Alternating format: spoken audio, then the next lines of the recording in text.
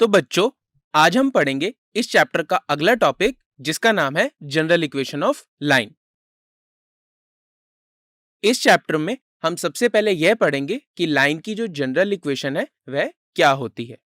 उसके बाद हम लाइन की इक्वेशन को स्लोप इंटरसेप्ट फॉर्म और नॉर्मल फॉर्म में कैसे चेंज करेंगे वो भी पढ़ेंगे।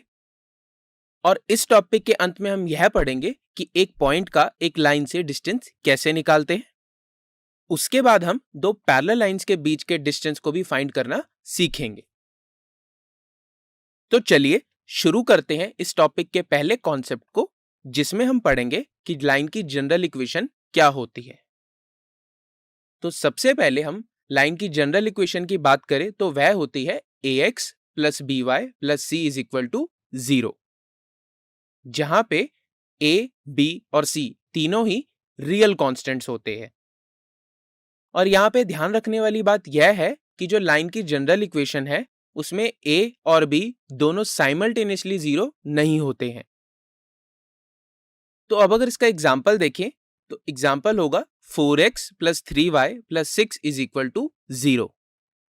यहां पर अगर हम इस एग्जाम्पल को इस जनरल इक्वेशन से कंपेयर करें तो हमें a की वैल्यू मिलेगी 4, b की वैल्यू मिलेगी 3 और c की वैल्यू मिलेगी 6। इसी तरीके से अगर एक और एग्जाम्पल देखें तो यह भी एक लाइन की इक्वेशन है जो कि होगी 5y plus 7 is equal to 0। यहाँ पे a जो है वह 0 है लेकिन b जो है वह नॉन जीरो है। इसके बाद एक और एग्जाम्पल है 6x plus 5 is equal to 0। यह भी एक लाइन की इक्वेशन है जहां पे a नॉन जीरो है और b जो है वह 0 है।